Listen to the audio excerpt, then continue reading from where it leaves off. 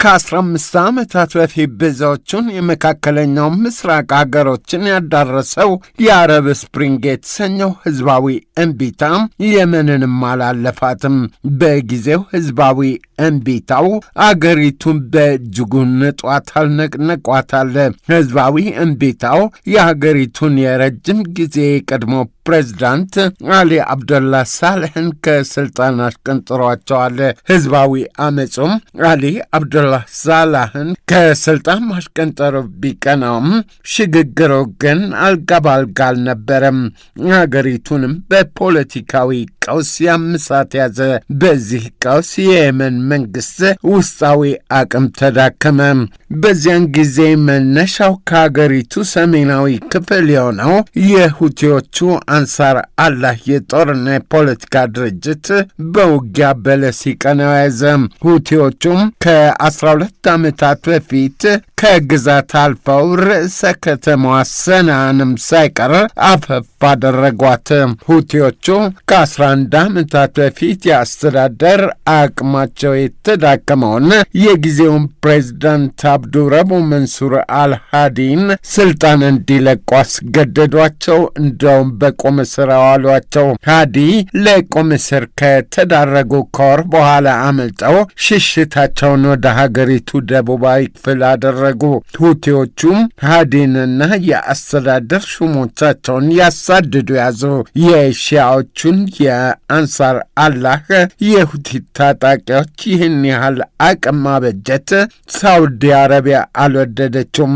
አለመውደድ ብቻ ሳይሆን በከፍተኛ ስጋትነት ነበር ያየችው። የሳውዲ ዋነኛው ስጋት ያከብሯት የሰሟትም የነበሩት ሃዲ ከሰና መንበራቸው መባረራቸው ብቻ ሳይሆን የኢራን ሁነኛ የጦርና የፖለቲካ ሸሪኮች የሆኑት ሁቲዎቹ የየመን አድራጊ ፈጣሪዎች መሆናቸው በእጅጉ ኮስኩሷታል።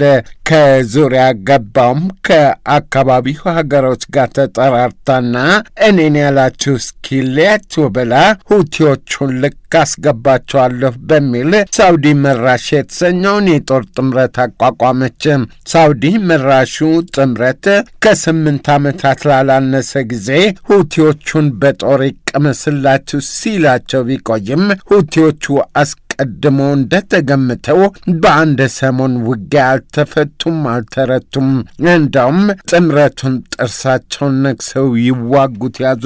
ጦርነቱ አሸናፊም ተሸናፊም ቢጠፋው ከ4 ዓመታት በፊት በሁቲዎቹና በሳውዲ መራሹ ኃይል መካከል በተባበሩት መንግስታት አማላጅነት የተኩስ አቁም እንደተደረሰ ፎሬን አፌርስ አስታውሷል። አልጀዚራ እንደጻፈው ደግሞ ጦርነቱ ከጥቂት ሳምንታት ወዲህ መጣሁ ማለቱ ጎልቶ የተሰማ ነው። በሁቲዎቹ ቁጥጥር ስር የሚገኘው የሰና ኤርፖርት በጦር አውሮፕላን መመታቱ ሁቲዎቹን ክፉኛ አስቆጥቷቸዋል፣ አራስ ነብር አድርጓቸዋል። መቀመጫውን በኤደን ያደረገውና ዓለም አቀፍ እውቅና ለሚባለው የየመን መንግስት ለሰናው ጥቃት ኃላፊው እኔ ነኝ ቢልም ሁቲዎቹ ግን ከሳውዲ ራስ አንወርድም ሲሉ ጥርስ ነክሰውባታል።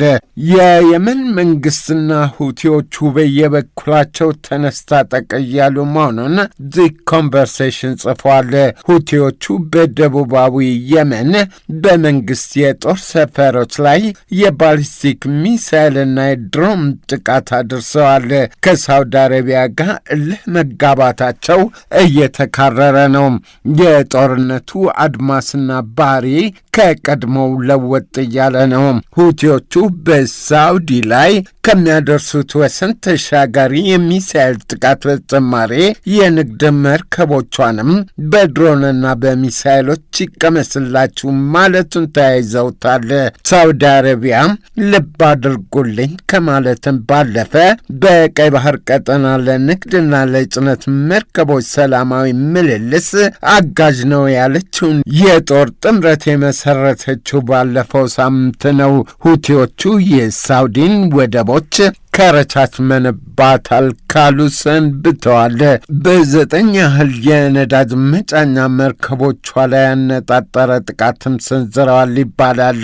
የየመኑ ቀውስ የኢራኑ ጦርነት ሌላኛው ቅርንጫፍም ተደርጎ እየታየ ነው።